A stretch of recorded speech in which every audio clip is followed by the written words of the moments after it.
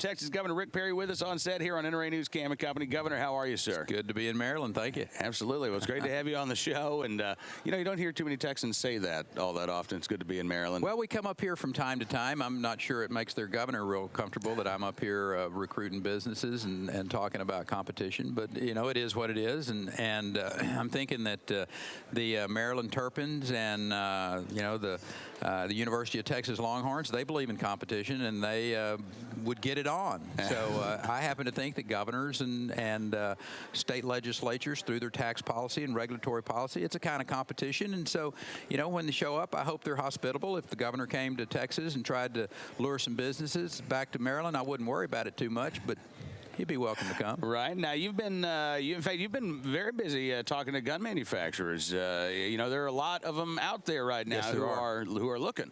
And listen, we're not going to get them all in Texas. We've got as good a business climate as there is in the country. But I called Governor Bentley 10 days ago and congratulated him on getting Remington coming down to Huntsville, Alabama, and Beretta ended up going to Tennessee, and we had recruited them. So, you know, Magpul, we were able to. Magpul is a great company out of Colorado. They're going to move their headquarters to Texas, and hopefully we can continue a conversation about the manufacturing side. But that's good competition. Whether you're Boeing, building aircraft in Seattle, or whether you're a great manufacturer of a weapon somewhere in the old armory area of America, and you're finding that it's not real hospitable anymore, that tax-wise and regulatory-wise, and for that matter, you know, the message out of New York City, or excuse me, out of Albany, I suppose, but out of New York City too, is that we don't want you in our state. So come on down to Texas. We'd love to have you.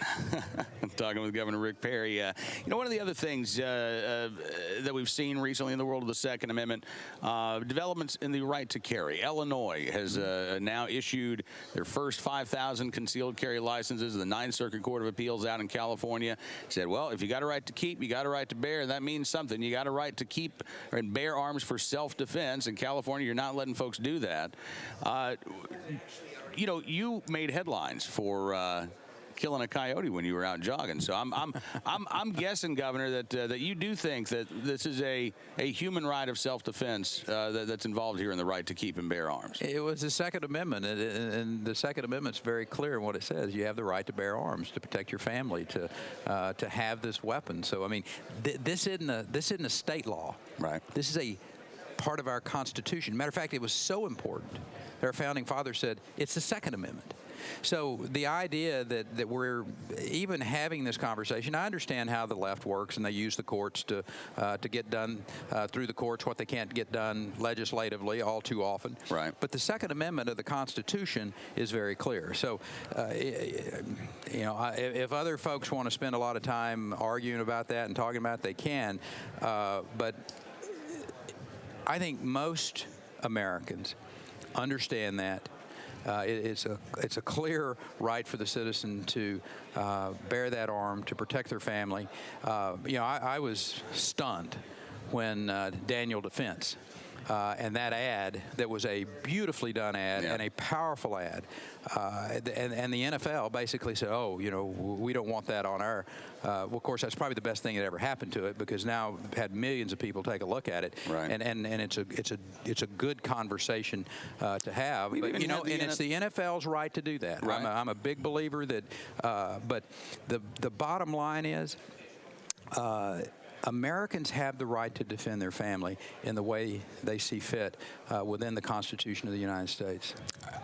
You know, to that end, you guys have had some right to carry reform measures in the state of Texas over the last couple of years that have, I think, made it easier for folks to exercise that right. Yeah. We hear about the voter ID laws and how it's wrong to make people pay $5, $10 for an ID.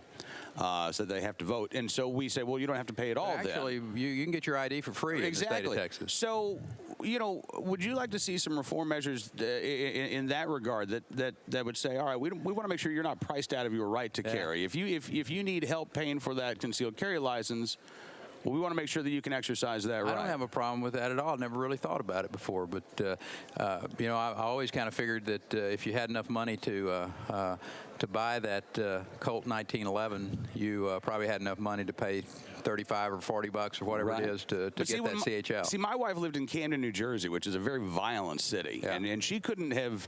You're right. She couldn't have afforded to go to the gun store, but she could have afforded her dad giving her one of his firearms, you know, to protect herself. Now that's a good argument. That's worth having. If someone can show that they can afford that, you know, here's a way to apply for it, and you pass that little background check that basically says that's a background check I can support right there. Is that you can't afford that, then good. Here's a little help with that. No. All right. Well, I'm glad that I put that thought in your mind, Governor. Hey, listen, thank you so much. I really appreciate it. And name that legislation after you in Texas. Wow. Hey, how about that? All right, Governor Perry, thank you so much. Good to be with you. I really appreciate it. Hope you can come back soon. Roger that. Thank you, sir.